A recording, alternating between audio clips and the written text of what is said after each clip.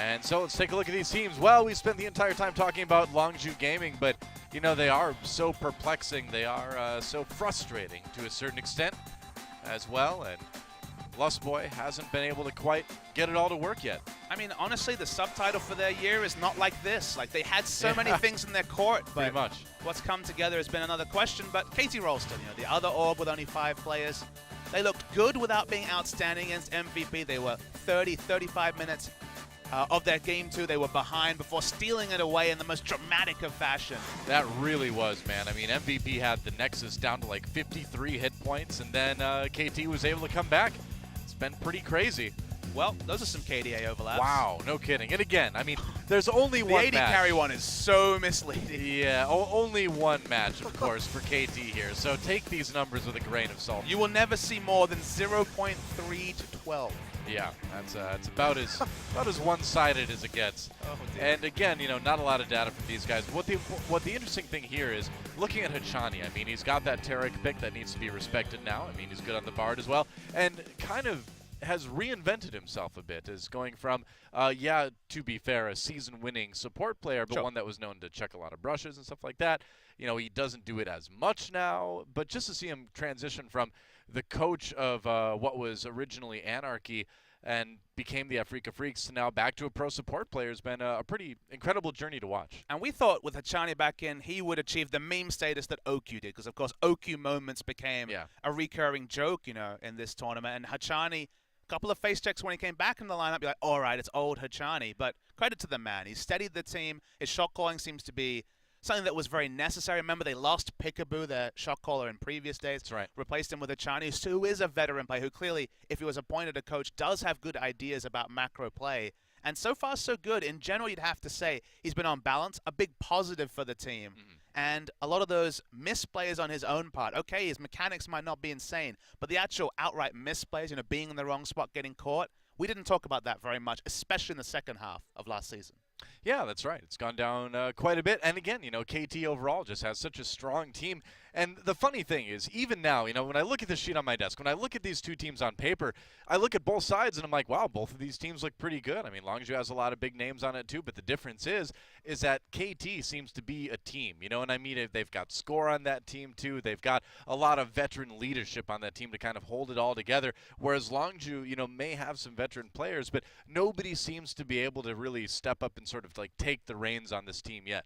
They have veteran status, but not actually putting it to the sort of expected use. If you have these players who've been around the scene for years and years, Coco, for example, was on Xenix before his famous stint on CJ, but actually, you know, putting that into veteran shot calling or guiding a 5-man lineup to success, you know, that certainly hasn't happened. And KT are kind of a mystery. They're a team to me that can go on those big wins. You know, we've seen them go on 3-match win streaks very consistently last season, and then suddenly they protect the Draven and it all falls apart. Yeah. Just like when they face SK Telecom in elimination matches, it feels like it all falls apart. And to me, you know, I try and look at it. I'm like, okay, what are the consistencies in their wins? What falls away in the losses? It's score. Score is literally oscillates from being the best jungler in the league to a non-factor, not necessarily making mistakes, but just not applying pressure, farming up passively, not getting things done. But when he's really on form and he's impacting the lanes and the enemy jungle, he gets them through the early game. And the late game team fighting phase, always been a staple of KT Rolster. Regardless of the lineup, they've always been very strong at that. It's still the case now. It's just if score doesn't kind of guide them there, if Ssumday doesn't get solo kills in the top lane, and honestly, he was guilty of trying too hard for solo kills last season. You could see Ssumday dying in lane a lot, going for 1v1 plays, trying to be the pressure point in the early game. If it's not Ssumday, if it's not score, the other 3 members, they might be consistent, they might team fight well, they don't open up advantages. So honestly, they're very heavily reliant on those veteran players to set the tone for games, because if they can set that tone, get comfortable to the late game, KT will often look good. True enough. You know what I'd like to see, though? I'd like to think, rather, is I'd like to think that Coco watched that last series and he got, like, really inspired by Cry's Azir play. He was like, I used to be able to do that, too. And then maybe he'll play better today.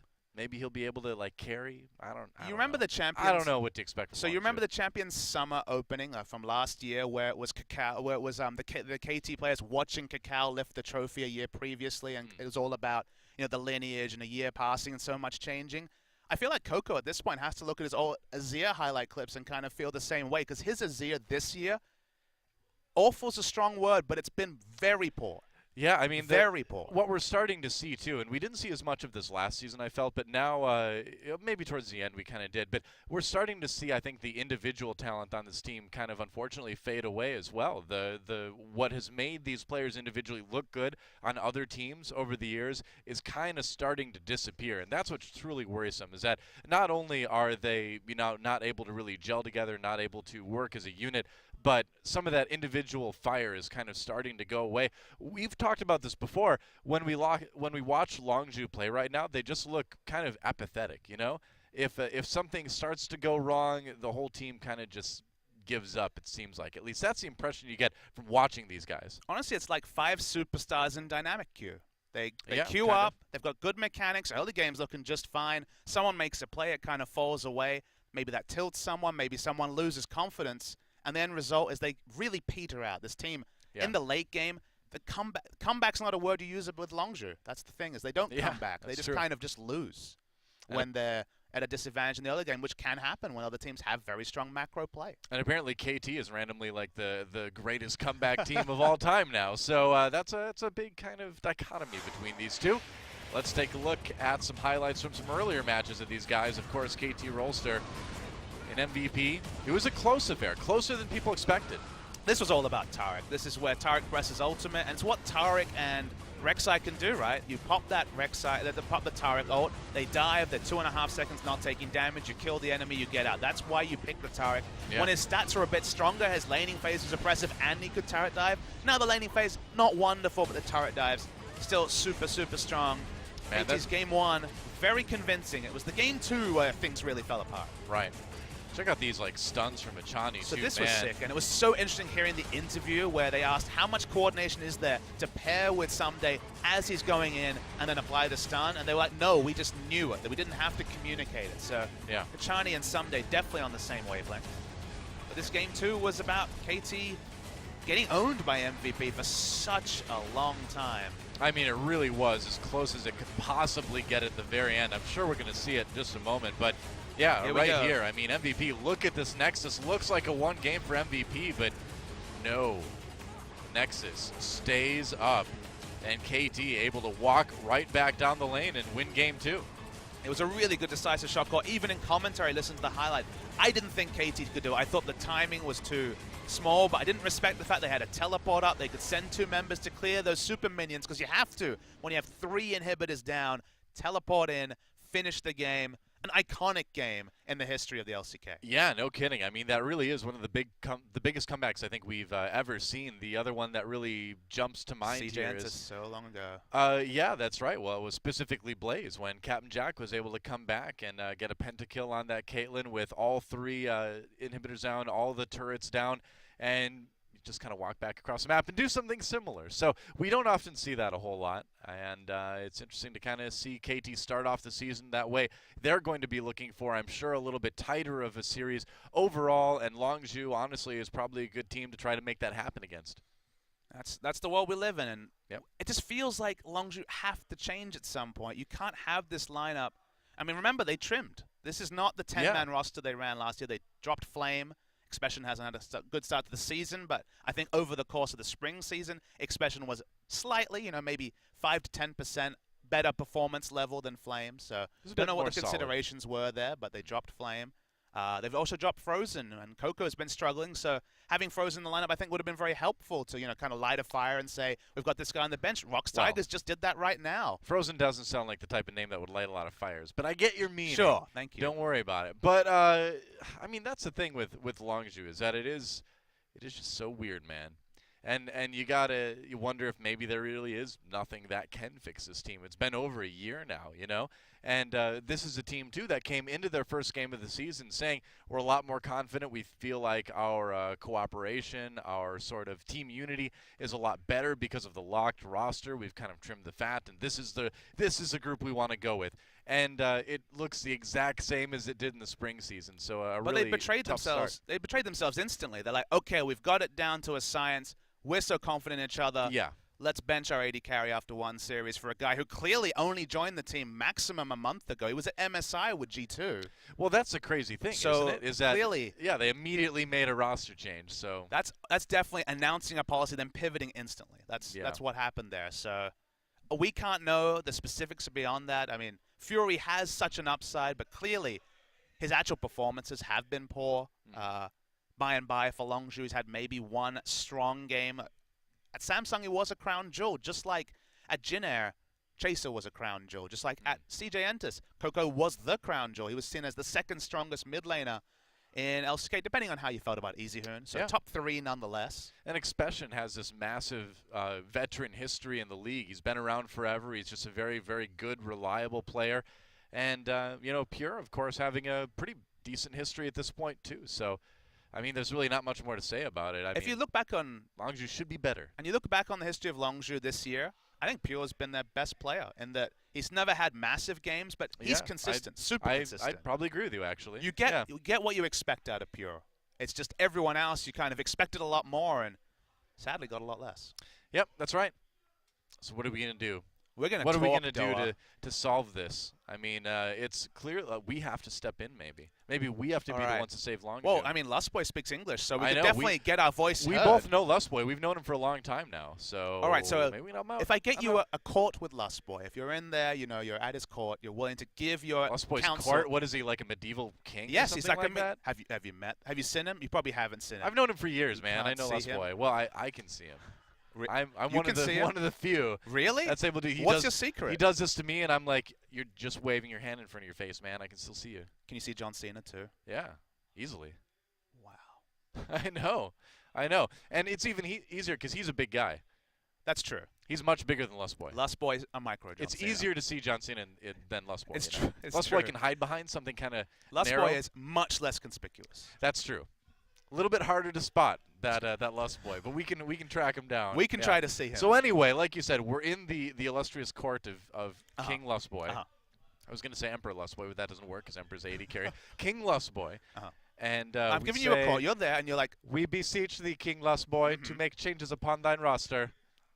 So is that the Papa Smithy has all the plans. Tell him, King Lustboy, what are your plans for the roster changes? See, that's the thing is, I'm He not has such convinced grand on roster changes. Honestly, like, if I had to ask you who to replace, who'd be your first name? If I said replace someone on Longzhu, who do you replace? Like, is it Expession? Do you get a superstar top laner? Is that the thing? Probably not. I honestly think their best course of action is to play Crash. Yeah? Kind of mix it up a little bit. And the thing is I kind of agree with you, because even though Crash is very, very rough, he's got the ability to make these amazing plays. We saw these incredible Nidalee games out of him, and then we'd see him get like a triple kill on Nidalee and then immediately run into the enemy jungle and die. As I described it last season, I felt like he was the greatest good-bad player we had in the league, where he was so simultaneously good and bad. I got really loud right now, didn't I? You did. I did. I'm going to turn myself down in my ears. There we go. That's better. We're the same on the stream, I imagine. Well, I don't know. Are we? Who knows? I mean, I sound Whoa, right now you're myself. really loud. Calm down. Am now. I? Yeah. Who knows? I'm just intimidated because we're in the court of King Lustboy right now. That's why. Who would be the jester in the court of King Lustboy, by the way? Flame. Doko. Oh, that's a safe Flame. That'd be my pick. Okay, well, that's official now. That's Okay. stream official. That's my pick anyway. There's but already a YouTube Flame clip could be being there sent too. to Loco Doko as we speak. I'm sure it's okay. I can take him. It's true. He's also Micro John Cena. There you go. That's right. But no, Flame would be a good pick too. I don't know. He's got to do something. He's chilling. Yeah, that's true. Might But as well. The thing is, Jin they had a good season, right? Just to put things in perspective, Jin had a good season. Kusan played good. Like, he was a top 5 Korean mid. And Blanc's playing. And that's because Blanc was #1 in solo queue. And obviously they rolled the dice with him. He's looked pretty good. Jin, of course, is 2-0 when it comes to match score. Crash is #1 solo queue.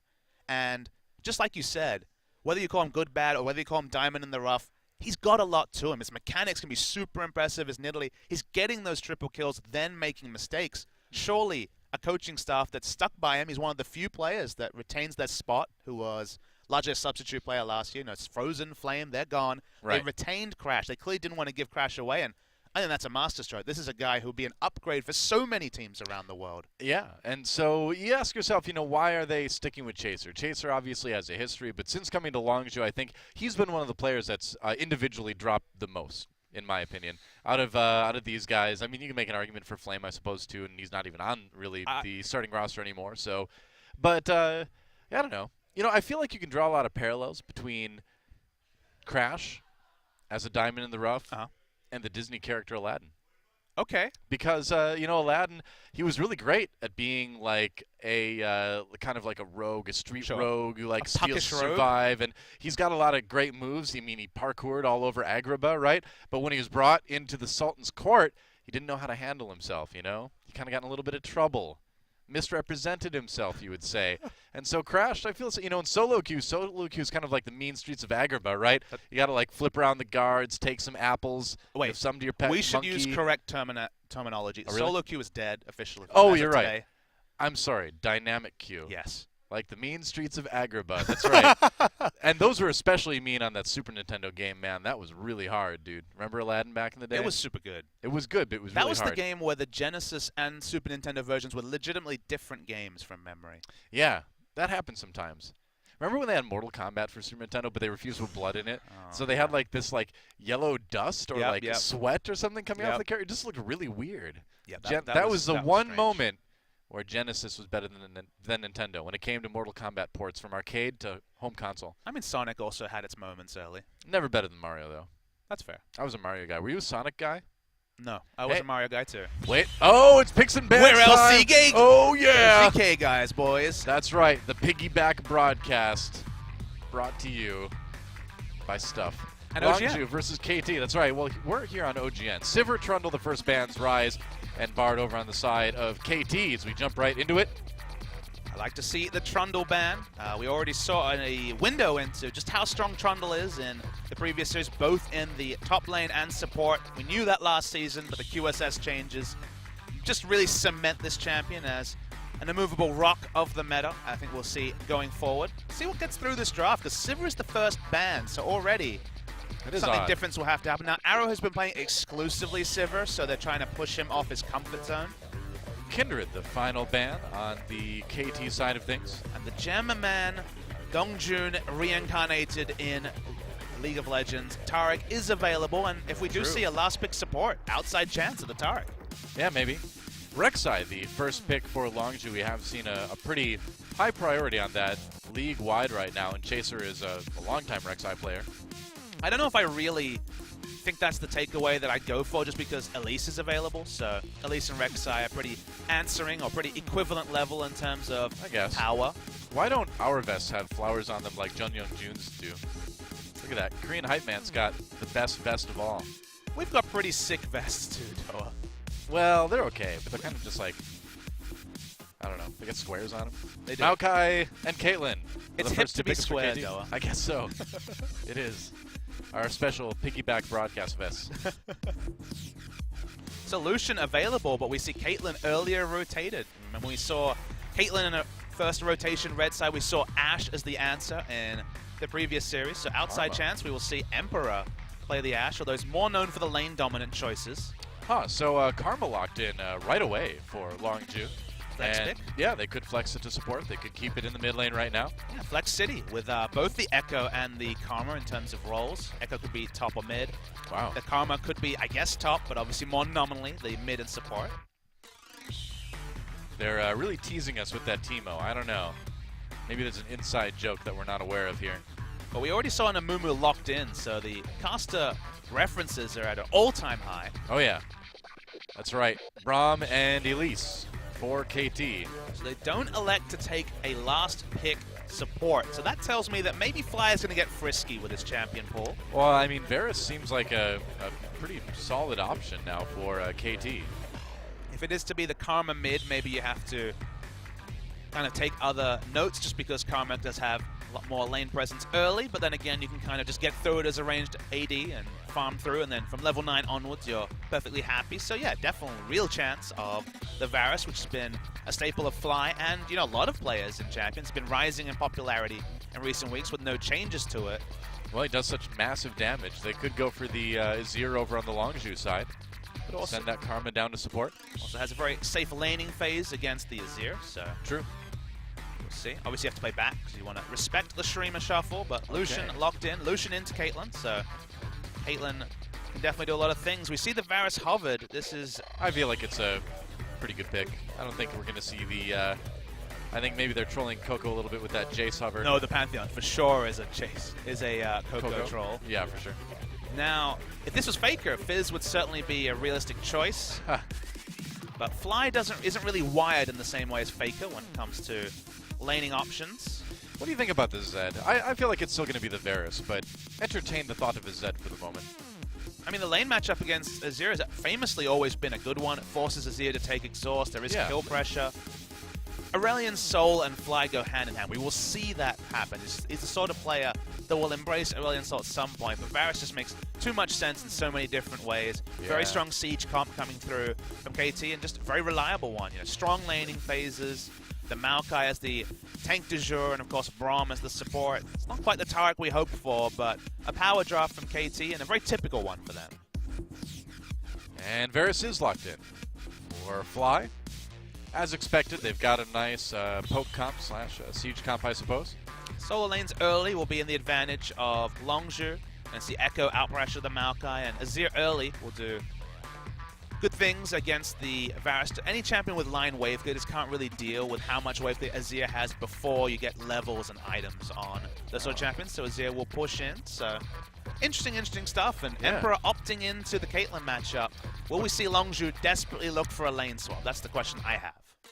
I would imagine. I mean, do they really want to run that that Karma Lucian into Caitlyn Braum? It might be a little bit tough. I suppose you do have the shields with Karma, but still, that only goes so far. It is a losing lane matchup, so at least on paper they'll want to heavily distance themselves from the 2v2, but otherwise, pretty comfortable draft, and a lot to like about both teams. Longzhu and KT, they both have different identities, but the picks make sense, and it'll be interesting to see if Longzhu can actually play to their draft and play to their win conditions, which unfortunately not been a staple of them in recent history. That's right. And again, you know, another chance for Longzhu to sort of pick things up a little bit. I mean, it's their third match now. They have to at least win a game, you know? Have to? I mean, in their mind, maybe. Yeah, they're going to be desperate to. I mean, the season starts to look very long when you're in a 0-6 hole. I mean, yeah. Still with 15 series left before the end of the season. It's pretty tough. Well, Longzhu looking for their first win of the season. They'll take a game. They'll take the match preferably. And KT looking to extend their win streak, basically. KT can be equal first if they win 2-0. That's right. That's a real possibility. Time to get in the game and see who takes it.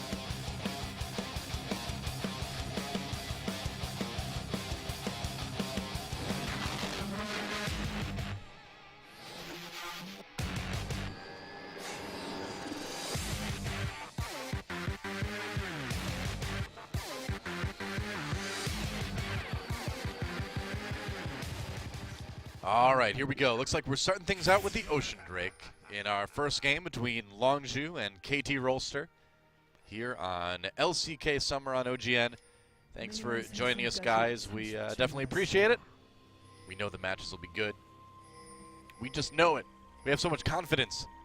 The thing that's unknown, though, Doa, is the status of this lane swap. Both teams kind of scouting for it. 2v2 preferred for KT. Longzhu would definitely like to opt out of the 2v2. For now, it looks like the blind swap is going to happen to the top lane as we look over the masteries. Nothing too surprising there, and it looks like the blind swap's going to be successful from this side of KT, and that they're going to be able to match the attempt at the lane swap by Longzhu. Yep. See if they're able to do that successfully.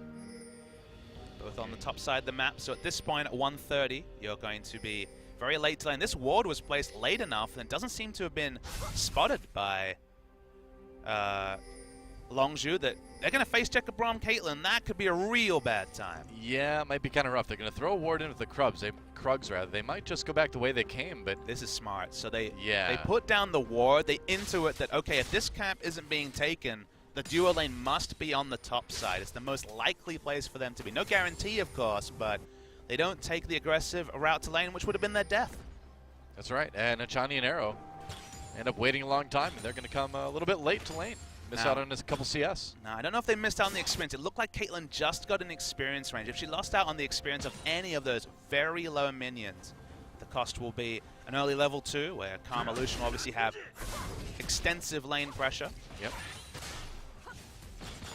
An Arrow able to poke pretty effectively with this Caitlyn. It is fun seeing teams on the fly try to work out the scenario when they only had the ability to place one ward to really get any information, and just in the end, sussed out that they were in a position that they just couldn't face check, which behooved them greatly. Face checking Caitlyn Braum is painful times. Yeah.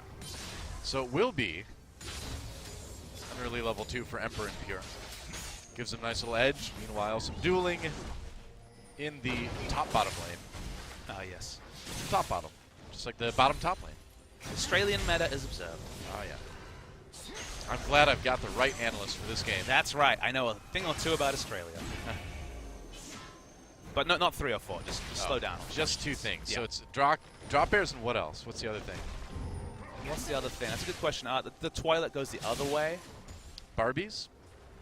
Are they dolls or are they barbecues? Well, you tell me, man. You're the expert. Oh, this is a tough one. Tough for me. I see. Yeah, as I said, the toilet water goes the other way when you flush. I know that one. But that's only because of the construction of the toilet, so not because of any sort of crazy gravity. Look, I watched The Simpsons to learn everything I know about Australia. Oh. Being a resident there for 20 years plus didn't actually factor in, apparently. Wow. Well, it's that power of observation that makes you such a good analyst. Thanks, Doa. You always know the right thing to say. I know. I'm here for you, man. Chaser trying to mess with Score's Gromp, but he can't. Oh, wow. Fly's a bit low, but damage traded pretty equally between these two mid laners. Yeah, Fly had the Summoner Spell heal, so he had the trump card when it came to those close trades. And obviously not going to do anything in that particular case. Yep. Very true. We should talk about the value of the Ocean Drake this game, because I know a lot of people dissent. Wait, maybe a little bit later. Here comes Chaser. Fly, flash on Burrow onto him. There's a flash from Fly. So they trade Summoner for Summoner. Fly with a parting Q. The moment Chaser showed up, they were going to blow one Summoner, and in the end, they trade flashes, which is probably to the advantage of Longzhu, because Coco's going to hit 6 soon, and if he can really get on form with one of those Azir sec players, it's very likely to be successful. As a result, the moment you see 6 observed, Fly is going to have to hang way back. Oh, Expession taking quite a bit of damage here, too. That's an angry tree. Even though he looks very cheerful because he's got that sort of Christmas vibe going with the tree and the presents and all that. Would you rate his throwing of presents to be aggressive throws? I'm not actually very familiar. Gifting. No, he's just trying to give them to you. Okay, but they explode. Yeah, but they explode with love. I'm not sure if that interaction's clear. Although the minions do explode with gold, so... That is true. I mean, man, if something explodes and gives you a bunch of gold, I would say that's a explosion of good fortune. Longzhu could really use one of those. Could use a good fortune explosion. Yes, they really could. It's true. Good Fortune Explosion was my folk band I took on the road in the 1960s. I've been around for a while. You have definitely been involved in many genres of band naming. That's true, yeah. Equal opportunity. Do you name country and western bands as well? Not modern country music, because that's all pretty bad. Okay. Old Western music is great. So you won't accept their money to name it if you don't appreciate their type of music? No, man. I gotta be careful about what I represent. A man of strong conviction. I mean, besides, can you really do more than Achy Breaky Heart? No, that's the market corner. So I thought, yeah. So again, I was alluding to the strength of Ocean Drake. You know, in the previous series, I was rating it considerably lower than Mountain and Infernal. As Ssumday's maybe bitten off. He's pretty low. Oh, Ssumday. Twisted advance. Here comes Arrow to try to save his top laner. That's some damage, actually, from Arrow there. Expession takes a Peacemaker. Are they going to dive this? I don't think that would be wise. He's going back in for the ult. Nice play by Expession. Gets 1. Can they get 2 now that Chaser's there? It doesn't look like it. Whoa! Why'd he stop? Why? He stepped on a trap. Oh, okay. Headshot. Oh, man. Well, Expession just pulled off a sick outplay and then stepped on a trap. He outplayed himself, man. That was some Sideshow Bob tier trap stepping on. That was a true Wile E. Coyote moment for him. Oh, dear. Looks like Cloud Drake is coming up next after the Ocean Drake was taken by KT. That was was alluding to the fact that I don't rate the Ocean Drake that highly. Mountain obviously early does have a lot of impact. Infernal is another scaling buff, just like First Dragon buff was before. I mean, the thing that Mountain gives you is that if you have a jungler that struggles to get through the laning phase, or a support that's roaming heavily, you're out of combat against champions and turrets long enough to get the little sustained top-up every, I believe it's 8 or 10 seconds at level 1, I forget the actual number. But it feels like a lot of the jungle picks in the meta right now are so sustained that it's not that relevant. But in a game like this, where you're against a heavy poke comp, if you can get the Ocean Drake and just basically wave clear, then drop out of combat, you can get a lot of sustain and power through. Cocoon onto Expession, that piercing arrow coming through too. Hail of arrow slows him down, forces the flash. They don't pick up the kill, but they do force him away, and it looks like that red buff will go over to KT Rolster. It's another one of those games where score is on the aggressive side. We saw Chaser try to steal away a Grump. This is much more successful, calculated as well. Yeah. Expession didn't have his ultimate cooldowns, was so lucky to escape with his life. Ssumday's got a gift for Emperor. It's the gift of death. You know, I never asked for that one from Santa. Me neither. I never requested that one too. Weird. Well, oh, Hachani is blocking. Nice Q after that Cocoon. Expession ults back in. Might be enough to escape. Nope, there's the execute coming in from Arrow. Score went for it. Got the assist at least. Hachani tanking a lot of turret hits there. Expession's doing his best to also be regarded as a good bad player. I guess so, yeah. With his sick outplay into dying to he's looking pretty good trap, bad. and then walking up randomly to 3 people and dying. I don't know. I feel like at some point you just have to go, that's Longzhu. I like how everything Longzhu related seems to like interact with Looney Tunes or some sort of cartoon franchise. It's true.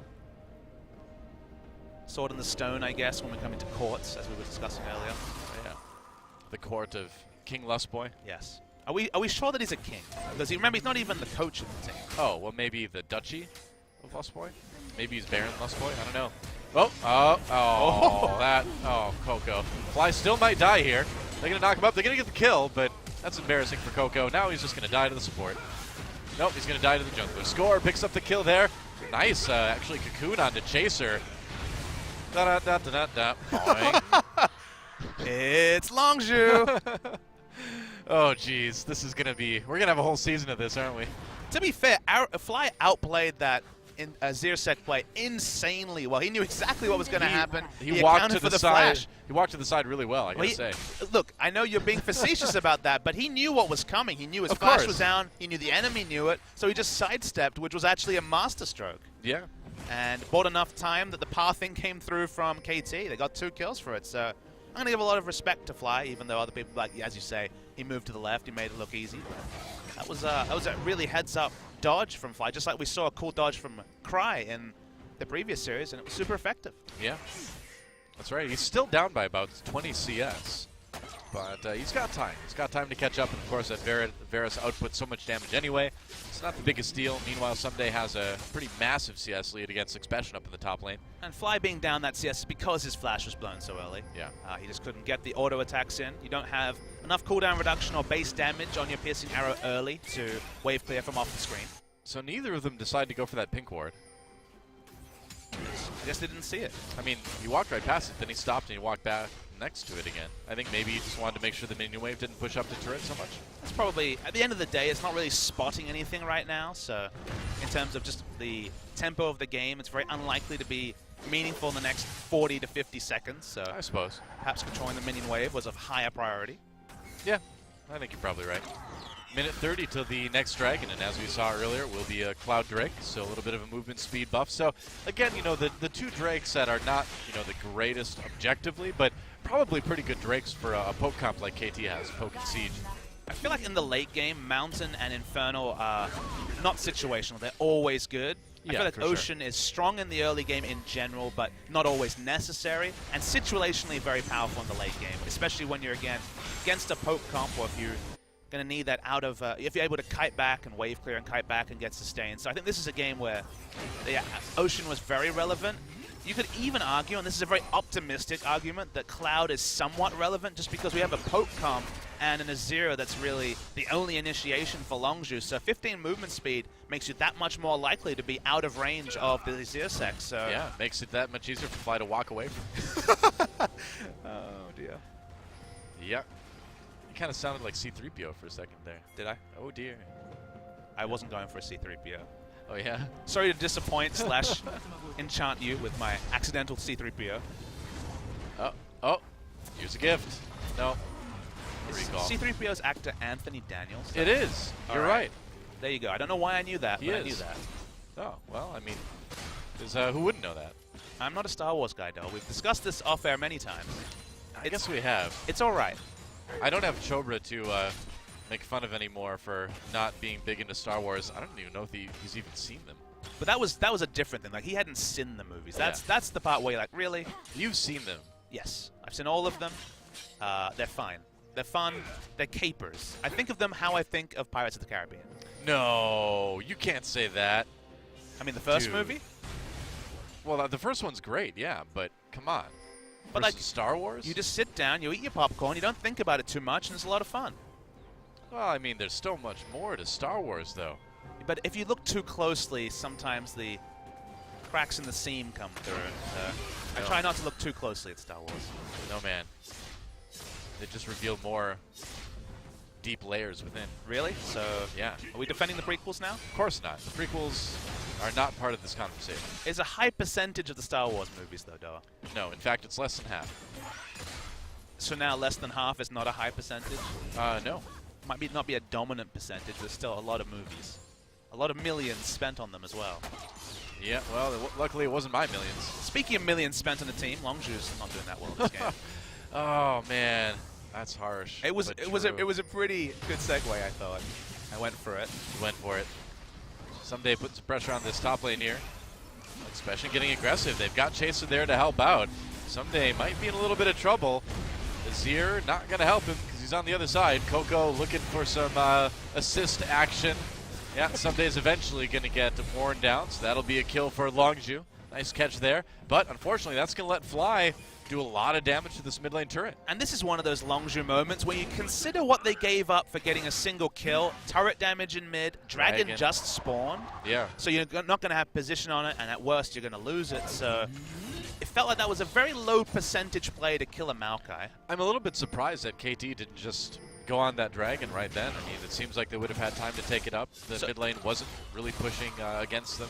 So Elise was just freshly shocked and wasn't just, milling around making a decision. So by the time she walked up, the Maokai was already dead. And maybe you could argue that the window had at least closed, let alone it was closing, but maybe not passed. I agree. They could have been more assertive and taken it. They didn't.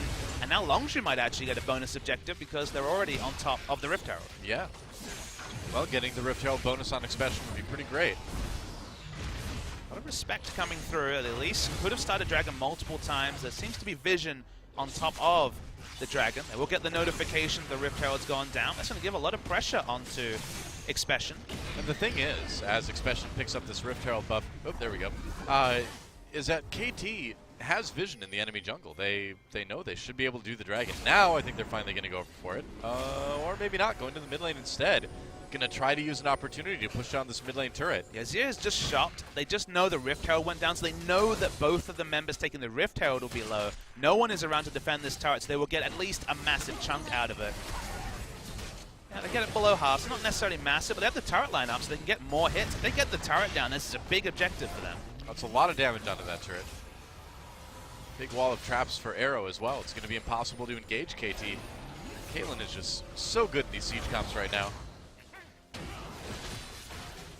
Not disagree with that at all, Doa. The turret, trap line is very oppressive to deal with. With Varus, Caitlyn, you have Varus poking from off screen, and Caitlyn with the longest range auto attack. Oh, Chains of Corruption go through, but no follow-up really, as Fly ends up taking a ton of damage. They need to be careful here. And the next minion wave is actually really far away, so that might be the end of the window. Wow, that headshot, man. Yikes. And because of the acquisition range and the way they changed the Hurricane, he's actually getting Hurricane bolts at the same time. Yeah, I suppose. Those extended range auto attacks from the trap. Yep. This is the Caitlyn build you expect. The Hurricane, and then slowly building into, you have to imagine the Infinity Edge. Yeah, probably. Let's get more of an initial burst of damage in. Somebody's popping all the traps. pain really associated with that. I believe the damage was removed. Now it's just all about the headshot scaling damage onto it. A score finally will solo down the Cloud Drake. Yep, they're going to get that. So both dragons so far in this game going over to KT. Let's wait and spot what the next one will be. Will we see the third type revealed? Mountain. We will. Oh, that's a big one for KT as well. Now Mountain with Varus, Caitlyn. That's a massive buff, and denying it is also massive for Longzhu. Yeah. Worth noting that we kind of skipped over what Longzhu's doing this game. Very standard team fighting comp. Initiation super low outside of Flash Rek'Sai. Right. Much better at kiting back. If they can get vision control over the dragon, kite back around it, they've got Lucian. They've got early power spikes that they can take advantage of. There's definitely a team fight they can win, and the gold is very even. To the point where if Longzhu's 1,000 gold behind, but they pick up those super efficient gold items in the early game, like the Black Cleaver, Yomu's Ghostblade pickup, they're actually ahead in terms of power at that point in the game. So I want to see Longzhu really focus around the next dragon. Wow, Ssumday really winning that trade against Expession. Ssumday's by far best win rate champion when it comes to a large player base is the Maokai, that is at, I believe, 80% lifetime win rate over 30-ish games. So. Yep. And they're going to go in on to Chaser there. Oh, Chains of Corruption does actually connect, but it only stuns him at the end or traps him at the end of the tunnel. And Emperor's just going to push down this turret, so they will get an outer turret for what was a very weakened mid lane turret. They should finally finish it, but even that is not a guarantee. And they could have finished that turret if they wouldn't have tried to get that kill onto Chaser, but now it's going to take longer. Meanwhile, Ssumday is able to take down the top lane turret, at least for KT.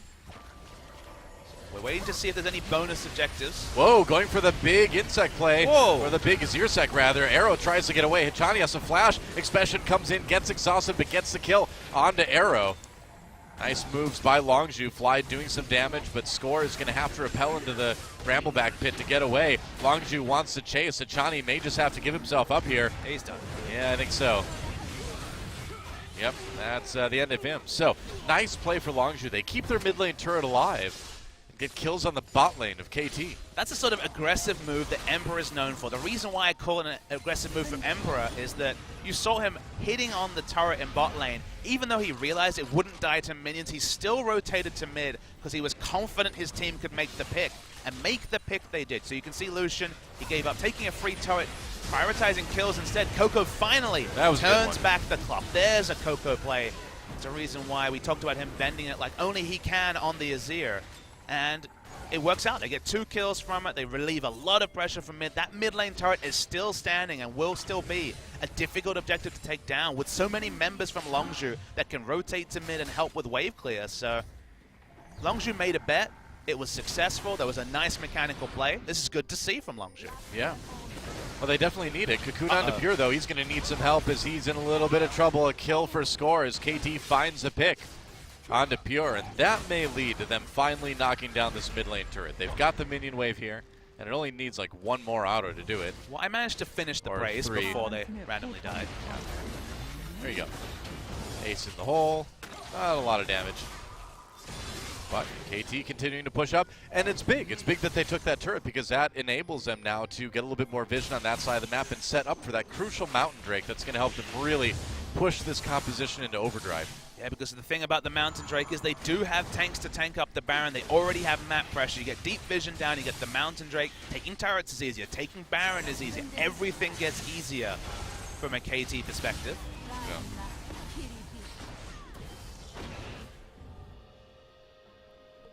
Waiting for their opportunity to take this tier 2. Up the top lane now. Well, there's nowhere else they need to be on the map. This is on the same side as Baron, even though that's obviously not a realistic objective for Longzhu just yet. So happy to just leverage their comp to poke things down. Yep, that's right. They've got the mid lane pushing. They've got the bot lane pushing as well. Massive push. Coco looking for a flank here. Not going to find it as he goes back to the mid lane. Doesn't have his summoners up, so the success rate that much lower on the Azir, so can't really look for those aggressive moves just yet. Yeah, ping's going down from KT. They want to do something about Coco as he moves towards their mid lane turret. They might just have to trade this, I suppose. Nice move from Hachani. He's They're going in. the culling. That's right. Pure in a lot of trouble. Gets blown up immediately. Chaser has to flash out. Parallel Convergence does get some stuns. Hachani goes down. Couple of kills coming in for Longzhu. Expession ults away to safety, and KT has to back off. Meanwhile, Coco actually taking the mid lane turrets, so it worked out well for Longzhu. Yeah, KT felt pressured to make a dive play. I liked how they started. Hachani tanking up the culling to stop the minion wave from dying, but then they went full dive. And this is all the while Coco gets a free turret. So in a 5v4 scenario, they don't juggle aggro that well. They go for a dive that was unnecessary. They would have got this turret if they just continued to man up and zone with both the Maokai and Braum. So not turret dive, but just zone in the front line. Yeah. And the end result is they don't get the turret. They do give up a big free objective in terms of the mid lane turret. They also invariably lose a lot of control around Dragon because they can't just kite back and prep wards around it. And suddenly, the Mountain Drake that looked academic for KT to pick up is now probably going to be a point of contention. Maybe. You know, I'm all about the aggression, but yeah, KT, it seems like if they'd be playing this one a little bit slower, a little bit safer, they'd have a lot more turrets, a lot more gold, and a lot less deaths. Well, KT have been known to be overly cautious, so this is a different KT when they're making perhaps too many reckless plays. I suppose. Dragon up in just about 12 seconds now, and KT doesn't have wards behind the Dragon Pit, but they do have wards in the river for the moment. Just consider the game that was being played a couple of minutes, though. It was so aggressive and so deep on the side of Longzhu that it doesn't feel like Chase will be able to walk up and use the Tremor Sense or place vision around the Dragon. The Dragon looked like it would be a freebie. Now suddenly, the vision's starting to get quite equalized. The fight is going to be super interesting. The gold is nominal at best, and although Infinity Edge Hurricane is a nice build, the Black Cleaver and the Young's Ghostblade have been online for quite a while. Hachani blocks the culling that was meant for his AD carry. Chaser takes a wrong turn into the jungle and barely escapes without getting cocooned. It's a dangerous moment. If he had gone down, then that would have been almost certainly a dragon for KT Rolster. Yeah, we also know that the culling is down, but obviously for not that long. Plenty of cooldown reduction in the build that is coming through, so it will start cool down before they probably go for another dragon. Yep, teleports up for both top laners, so if they're needed, they can join the fight. This game, one of the issues with the build is there's not obvious team synergy with the Black Cleaver armor shred that's going to come through from the Lucian. There's no other AD, Graves or Kindred, for example. Love the extra armor shred. There's no other physical damage. Like Chaser to some degree, but it's more about the base values on the Rek'Sai than realistically getting a lot of value out of armor penetration. I suppose. Longzhu, though, you can tell they know how important this Mountain Drake is for KT. They're really going the extra mile to make sure that they can't get it.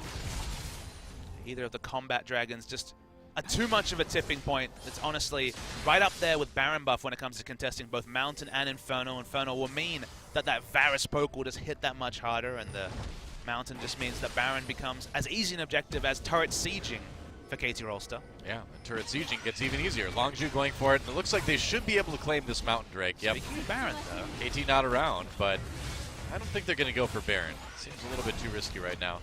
Yeah, it looks like they won't. They could have, but they won't. They're on the other side of the map, so kind of milling around, maybe not respecting that Longzhu could make an aggressive move, but their fail under the inner top lane turret kind of brought the tempo back a little bit, allowed Longzhu to make a nice decisive call, and that is some more important breathing room, and most importantly, some more time to scale for Longzhu. Yeah. Well, this game just changed a lot in the last 2 or 3 minutes. Yeah, we're all even, gold-wise. Yep. Longzhu is looking pretty good at the moment, actually. Oh, and Hachani finds Chaser. Arrow is there too. But do they want to move in on this? I don't know. Might be a little bit risky. Looks like they're kind of blocking things off to push this top lane turret up a bit. They can bring in the minion wave. Remember, they weakened that inner turret extensively as some damage comes on to Chaser, but they got a lot of damage on that inner turret, but crucially didn't get it down.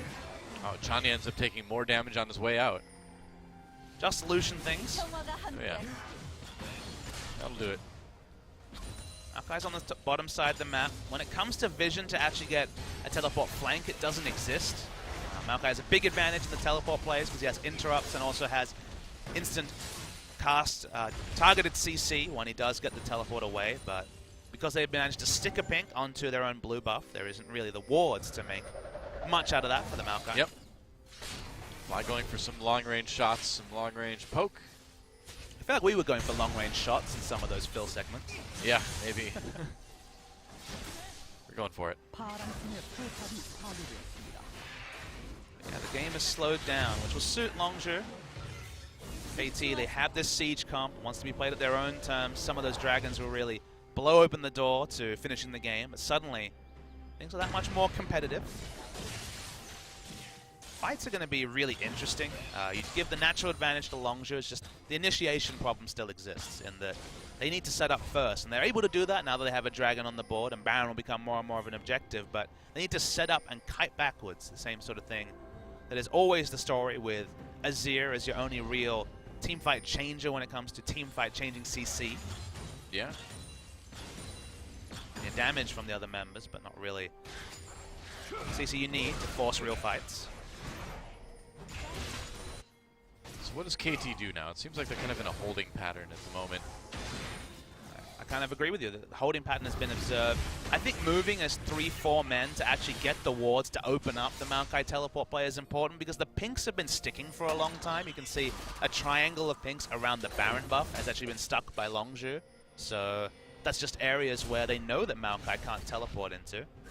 So really trying to control this enemy vision that for now is stifling them from making massive plays.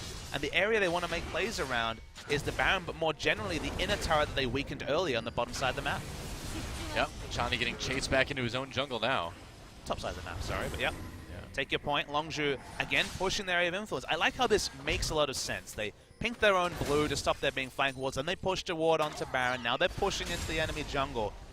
The information gathering mission makes a lot of sense. Yeah.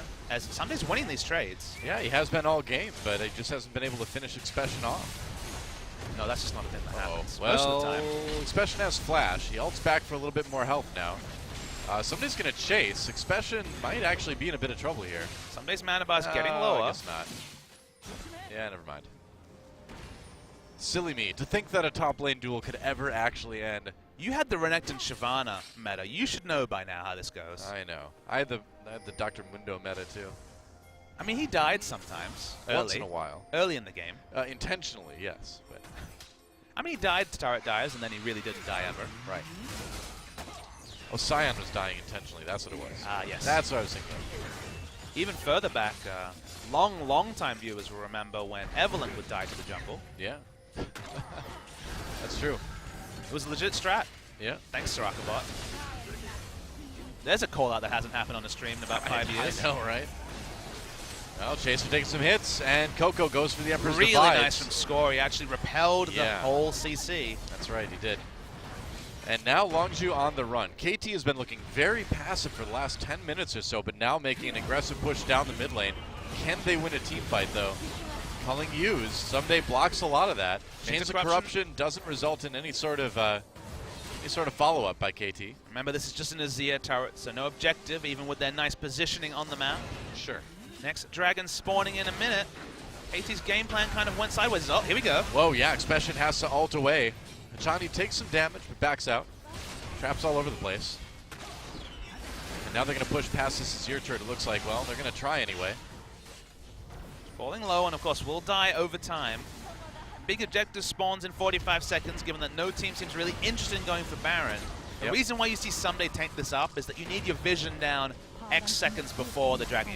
Ideally 1.5 minutes, but for now, that's not going to be achievable. So getting the Azir turret down in the mid lane, out of position, is important for that vision gathering. Yeah. And I gotta say, Longzhu kind of showing more life than we've seen from them in their last 2 matches right now. They're looking fairly crisp and decisive over the last, again, 10 minutes or so. I mean, it's worth knowing they look more crisp and decisive in the last 8 to 10 minutes than KT Rolster have. They have, yeah. KT Rolster have looked pretty scattered. They didn't seem to know what to do the moment they lost a bit of pressure on the map. They surrendered a Mountain Drake that should have been important for them. Ssumday in a lot of trouble here. He's going to take some damage. Flash over the wall to escape. Score landed a cocoon to try to save him, but there's the Shurima Shuffle, and that's going to be a kill for Coco. With that ult being used, though. Why is Caitlyn not soloing the dragon? Not sure. I guess was she's going to coming say. up for the Baron, maybe. That's fair. They're going for it. Emperor finds Hachani, deals a lot of damage there, too. Hachani jumps over to Score for the shield, can't quite do it. Now Score's getting taken out. Repels, but where's he going to? Back into the Baron pit. That's not going to work. Pure picks up a kill. And things are just kind of falling apart for KT now. Yeah, the wheels are coming off. The hype train for KT Rolls is going to be a free, unanswered Baron. from KT Rolster. Caitlyn, of course, realized the Baron was a threat, had to walk out. That's why she couldn't solo the dragon, but a heavy, heavy price is paid by Ssumday's second overstay in the top lane. Just kind of meandering around an area where he didn't have vision, died, and this is the end result. Well, I mean, talk about looking a bit uncoordinated. KT just kind of milling around outside the Baron pit, giving Longzhu opportunities to jump in there, take him out, and now Longzhu's going to get their second Mountain Drake. And that is very, very scary when you combine that with the Baron buff. Scary by itself, too.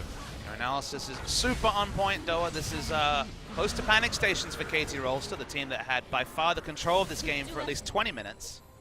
Now the items look good, the pressure looks good, the Baron buff obviously is wonderful for Longzhu, and the sort of siege that we've seen from combinations like this Varus Caitlyn that obviously can be oppressive to the point where you really don't have an option other than to give up your turrets. Just never the grouping has come through for KT, and as a result, team comp has been largely muted. Yeah, pretty much. I mean, this game has been a little bit odd because it's kind of been the opposite, where Longzhu has looked a little bit worse in the early game and better in the late game, and KT's kind of looked good early on, but is having issues now. It's going to be very hard to make decisive statements about the whole game. There's been a game of two halves. Expession randomly dying now to 4-2-2 and actually playing very smartly in team fights. It's the sort of turnaround we've seen just over the course of 33 minutes. Nice movement by Coco. Wow, look at how fast these turrets are going down. That's only Azir and some minions. Double Mountain Drake will do that. We saw the speed to which you can do Baron with double Mountain Drake in yesterday's series. Running KT around the map. Yep. The moment they turn onto the turret, goodbye. Wow. I mean, the Baron minions plus all of that Mountain Drake damage, and Longzhu just tearing apart this map now. I don't know if there's really anything KT can do to come back except for win another miracle team fight in the late game. It's really nice play from Expession. He actually walked up to guarantee the stun. Chains of Corruption used. Yeah, Coco trying to get away. Emperor's Divide used, or rather not used. Ace in the hole, blocked. They weren't able to kill him, and Longzhu not really sustaining a whole lot of damage. Yeah, they're going in now. Score very low. And this inhibitor not going to last long. What a curious game. Yeah, well, Longzhu's finally coming alive. What can you say? Looked very, very clean ever since they got back into this game after the early game really getting away from them. The decision-making's been good, and KT have been in positions where Ssumday will get caught just walking around top, and it's like games we've seen, like CLG, for example, in the grand final against SKT, where we would see people get caught split pushing and the rest of the team not get anything out of it. That's actually happened surprisingly often in this particular series, where in Korea we so often see trades of objectives. This has been a couple of objectives in a row going to Longzhu and then them just putting the foot on the accelerator and taking over the game. Yeah. Uh-oh. Merry Christmas. Emperor's found you. Now he's taking some damage, though. Score might be able to help turn this one around. Ssumday going in. Emperor may have gone a little bit too far in. That's a kill. They're going to trade 1 for 1, but without the AD carry, it's going to be a little bit tough for Longzhu. Hachani throwing up the shield to block some damage. Arrow needs to be very careful here. Gets away now. Score, low health. Arrow getting a lot of good auto attacks on before Expession finally got onto him, but they're just a little bit too tanky. Arrow does pick up the kill. Well, Fly actually gets that when Arrow helped out. And KT manages to barely fight off Longzhu, trading 2 for 2. Staying alive for the moment. Still, the 2 for 2 is a massive one for KT. Top and support traded for mid and AD carry, specifically the two champions on the side of Longzhu that shred turrets with the double Mountain Drake buff. So, pretty good swap from KT that might hold off what was going to be inevitably some more turrets coming down. Fly returns, got good wave clear. Yeah, they're going to save that turret for the moment, it looks like. But one auto will easily do that. And the minions, honestly, will probably finish it off. Let's watch that replay again. This time it was Emperor kind of walking around in an area where they had inappropriate vision. Does a lot of damage, but at the end of the day, scoring Ssumday when you're below half health do have kill pressure onto a no lifesteal build, as far as I could tell from the Lucian. The fight continues, and again, the trade really works out for KT. Coco comes over, is exhausted, which stops him from just bursting down 2 members, eats the medium channel from the piercing arrow and dies, and again, the trade pretty good for KT. They stay in touching distance in terms of the gold, but the pressure still very much on the side of Longzhu. Yeah, definitely. A lot more turrets on their side. double the turrets, in fact, and those drakes, those 2 mountain drakes, make such a big difference in terms of Longzhu just getting in there and taking objectives. So objectives that spawn in just a couple of minutes will be interacted with that mountain drake extensively. Both the dragon and, of course, the baron are must fights for KT. Yeah. That's right, and I believe Arrow did get that red buff, I'm pretty sure. Yep. The item stacking has come through. Arrow is finally at the point where you have to say the late game build is online, double attack speed items, infinity edge, and the armor penetration from the Lord Dominic's regard. Yep.